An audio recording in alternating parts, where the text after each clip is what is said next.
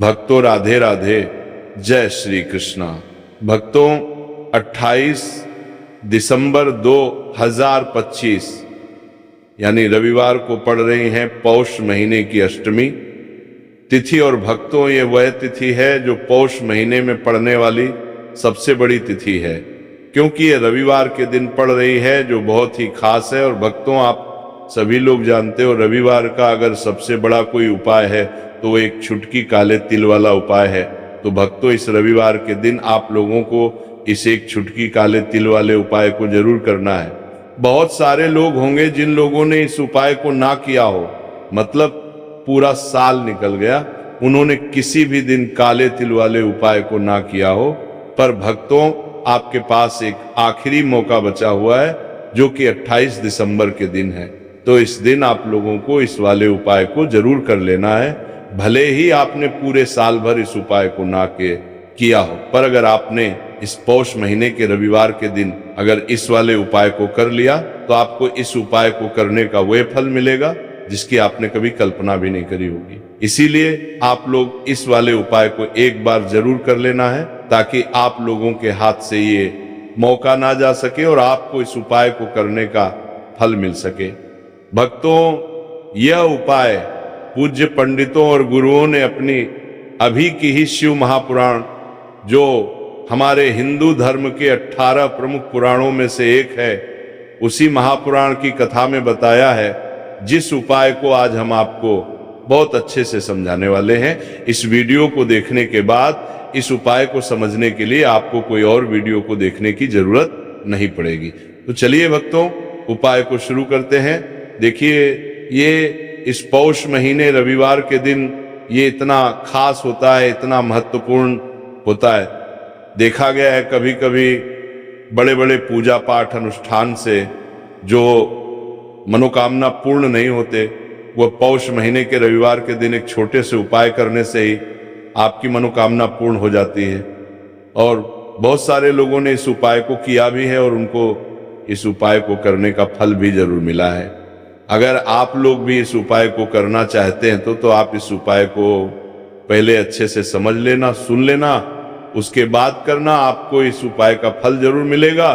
और इस उपाय को कर लेने से आपके घर में चाहे किसी भी प्रकार की दुख और समस्या क्यों ना चल रही हो, आपको उसका कारण भी नहीं पता है कि भाई ये समस्या किस कारण से चल रही है, उसका कुछ भी कारण हो सकता है, जैसे पितृदोष हो सकता है या किसी भी तरह का मंगल दोष भी हो सकता है।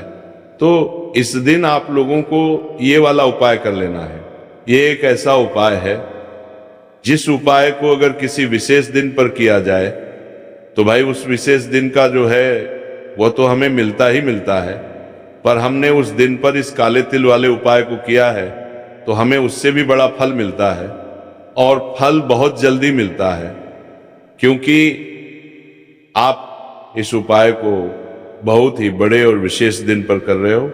तो चलिए अब उपाय के बारे में बात करते हैं, लेकिन उससे पहले आप लोगों को ये जानना आवश्यक है कि आखिर ये उपाय किस समय करना है किसको करना है और कैसे करना है।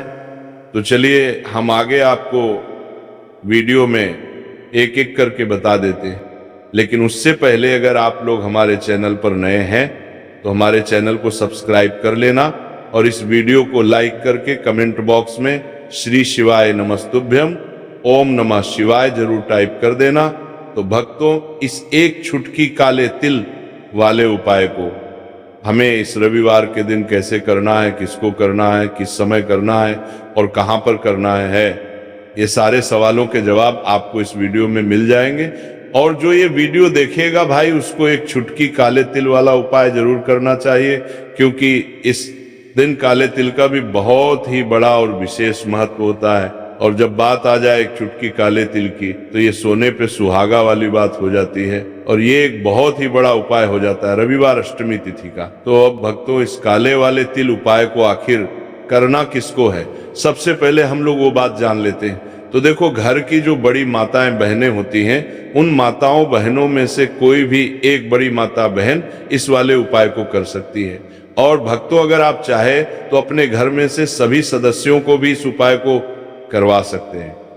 अगर किसी व्यक्ति की खुद की कोई मनोकामना है, खुद की कोई दुख और परेशानी है जो कि वो अपने लिए ही करना चाहता है, इस वाले उपाय को तो वो खुद अपने लिए भी कर सकता है।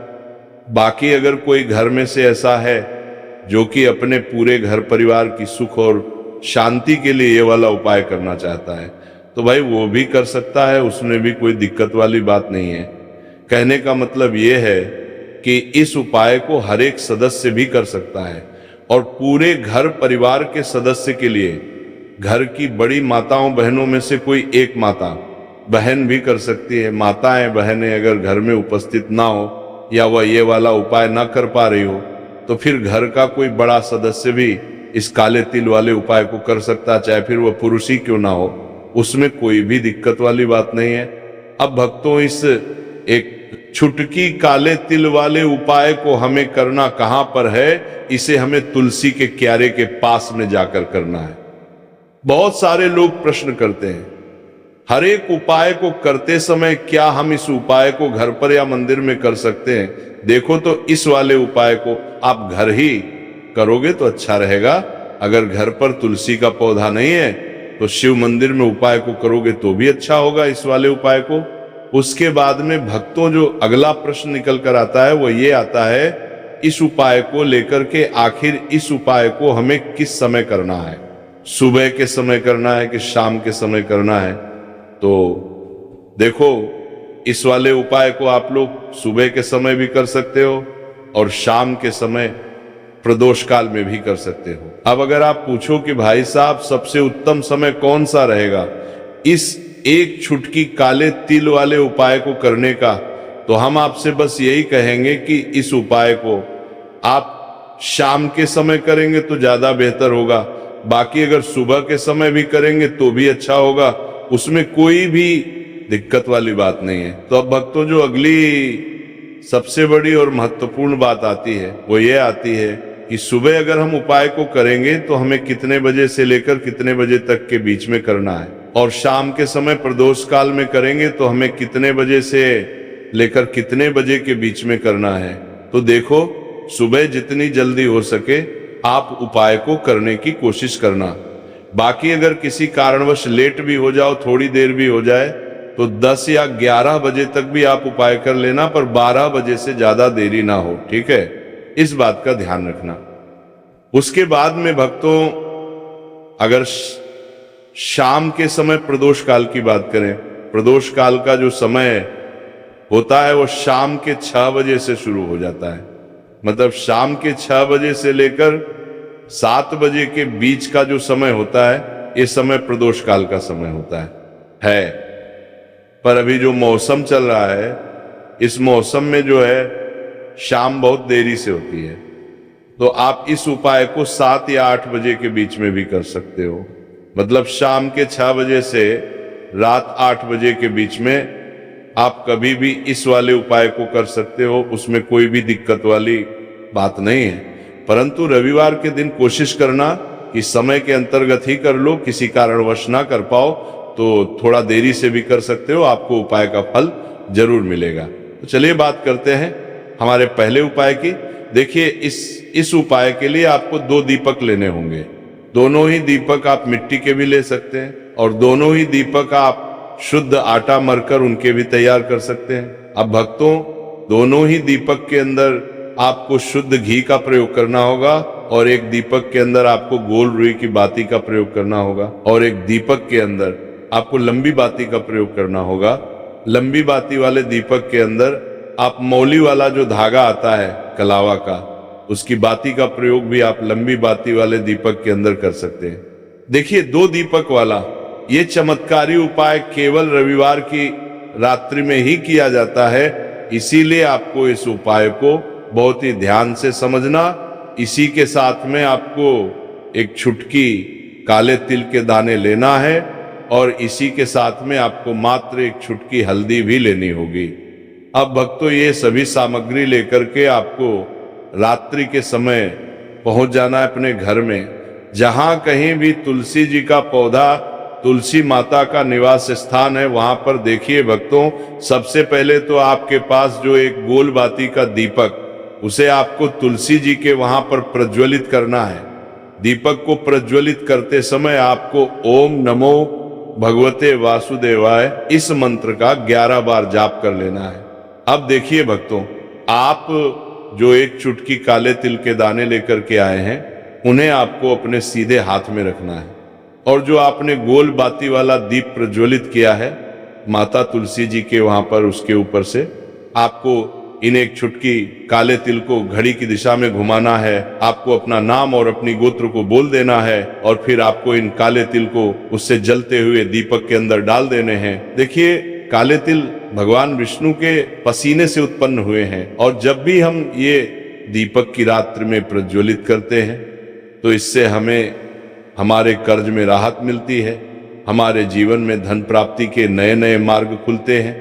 हमारा अगर कोई भी कार्य रुका हुआ है तो वह भी परिपूर्ण होता है। देखिए, गोल बाती का जो दीपक है, विशेषकर हम माता तुलसी के वहां पर भगवान विष्णु और माता लक्ष्मी के निमित्त प्रज्वलित कर रहे हैं। इस प्रकार से आपको यह दीपक प्रज्वलित कर देना है। अब जो आपके पास लंबी बाती का दीपक है, एक छुटकी हल्दी है, तो इससे आपको लेकर के पहुंचना है अपने घर के मंदिर में। आपके घर के मंदिर में माता लक्ष्मी की जो भी प्रतिमा ही मूर्ति है, उनके सामने सबसे पहले तो आपको ये लंबी बाती का दीपक रखना है। फिर आपको दीपक को प्रज्वलित कर देना है। दीपक को प्रज्वलित करते समय आपको ओम महालक्ष्मी नमः इस मंत्र का जाप करते रहना है। अब भक्तों, आपके पास जो एक छुटकी हल्दी है, उसे आपको अपने सीधे हाथ में रखना है और इस एक छुटकी हल्दी को आपको उस दीपक के ऊपर से 11 बार घड़ी की दिशा में घुमाना है और आपको ओम महालक्ष्मी नमः मंत्र का जाप करते रहना है। और इस एक छुटकी हल्दी को आपको उसे दीपक के अंदर डाल देना है। देखिए, एक छुटकी हल्दी वाला जो दीपक है आपके जीवन से दुर्भाग्य को समाप्त करता है। माता लक्ष्मी की आपको कृपा प्राप्त करवाएगा, धन प्राप्ति के आपके जीवन में नए नए मार्ग बनाएगा। देखो, अगला उपाय है वो भी बहुत ज्यादा खास है। तीनों उपाय को आप जरूर सुनना, क्योंकि जो आपको अच्छा लगे वो उपाय आप कर सकते हैं। देखिए, इस उपाय के लिए आपको 2 हरी इलायची लेनी होगी। हरी इलायची आपको साबुत लेनी है, खंडित नहीं होनी चाहिए। और इसी के साथ में आपको मात्र थोड़ा शहद लेना है। शहद आपको मात्र आधा चम्मच या फिर उससे भी कम ले लेना है। और इसी के साथ में आपको एक दीपक ले लेना है।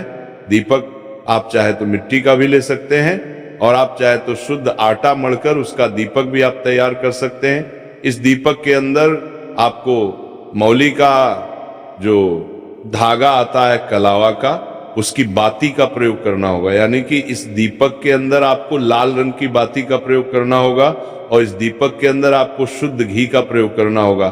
अब ये सारी सामग्री लेकर के आपको अपने घर में जो भी मंदिर है वहां पर पहुंच जाना है और आपको माता लक्ष्मी के किसी भी स्वरूप के सामने बैठ जाना है। अगर माता लक्ष्मी की फोटो है, माता लक्ष्मी की प्रतिमा है, तो उनके सामने आपको बैठ जाना है। अगर माता पार्वती की प्रतिमा है तो उनके सामने आपको बैठ जाना है। यानी कि किसी भी माता के स्वरूप के सामने आपको बैठ जाना है। अब देखिए, सबसे पहले तो आपको माता रानी के सामने थोड़ी सी चावल की ढेरी बना देनी है। यानी कि थोड़ी सी अक्षत के दाने आपको माता रानी के सामने रखना है। उसके बाद आप जो एक दीपक लेकर के गए हैं, उस दीपक को आपको उन्हीं चावल के दानों के ऊपर रख देना है और फिर इस दीपक को आपको माता रानी के सामने प्रज्वलित कर देना है। देखिए, इस दीपक को प्रज्वलित करते समय आपको ओम महालक्ष्मी नमः इस मंत्र का लगातार जाप करते रहना है। दीपक को प्रज्वलित करने के बाद आप जो 2 हरी इलायची लेकर के गए हैं, उसमें से एक हरी इलायची को तो आपको उसी दीपक के अंदर डाल देनी है और वहीं पर आपको कम से कम 21 बार ओम महालक्ष्मी नमः इस मंत्र का जाप कर लेना है। अब आपके पास जो शहद है और एक हरी इलायची है, उसे सीधे आपको लेकर के पहुंच जाना है भगवान शिव के मंदिर में।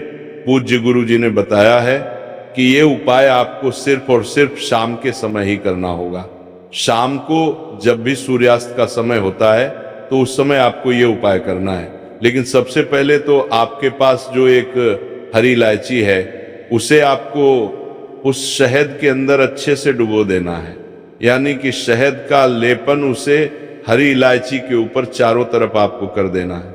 अब ये जो शहद से युक्त हरी इलायची है, इससे आपको भगवान शिव के शिवलिंग पर अर्पित कर देनी है और आपको वह श्री शिवाय नमस्तुभयम इस मंत्र का लगातार जाप करते रहना है। फिर इसके बाद आपको एक लोटा जल भी अपने साथ लेकर के जाना, तो ये एक लोटा जल भी आपको धीरे धीरे शिवलिंग के सामने समर्पित कर देना है, शिवलिंग पर नहीं, और आपको श्री शिवाय नमस्तुभयम इस मंत्र का जाप करते रहना है। फिर इसके बाद आपको अपने घर आ जाना है। इस प्रकार से आपको ये उपाय कर लेना है। तो चलिए भक्तों, जान लेते हैं पूज्य पंडितों और गुरुओं द्वारा बताए गए दूसरे उपाय के बारे में। देखिए, इस उपाय के लिए आपको लेना है 11 चावल के दाने। गुरुजी ने कहा है चावल के दाने खंडित नहीं लेने हैं, बिल्कुल साबुत होने चाहिए। उसके साथ में आपको लेना है एक बेलपत्र। बेलपत्र का भी एक नियम है, अगर आपके पास बेलपत्र नहीं है तो आप शिवलिंग से उठाकर उसको पुनः शुद्ध जल से धोकर इस्तेमाल कर सकते हैं। इस प्रकार आपको बेलपत्र लेना है। इसके बाद आपको एक लोटा जल लेना है। अब ये सब सामग्री लेकर आपको जाना है महादेव के मंदिर में। देखो, अब आपको उत्तर साइड में खड़े हो जाना है और सबसे पहले आपको एक बेलपत्र अपने हाथ पर और 11 चावल दाने रखकर शिवलिंग के सामने अपना नाम और गोत्र बोलते हुए समर्पित कर देना है और ओम नमः शिवाय श्री शिवाय नमस्तुभ्यम का लगातार जाप करना है। अब आपको जो एक लोटा जल साथ में लेकर आए थे, उसे धीरे धीरे बेलपत्र और चावल दाने के ठीक ऊपर आपको समर्पित करते जाना है और शिव पुराण के मूल मंत्र श्री शिवाय नमस्तुभ्यम का 11 बार जाप करना है और अपनी मनोकामना बोलते जाना है। देखो, बस छोटा सा उपाय करना है, देखना एक दिन आपके सब काम बनने लग जाएंगे। गुरुजी का बहुत ही विशेष उपाय है। इस वीडियो में हमने आपको 2 से 3 महा उपाय आपको बताए हैं जो आपको रविवार के दिन करने हैं।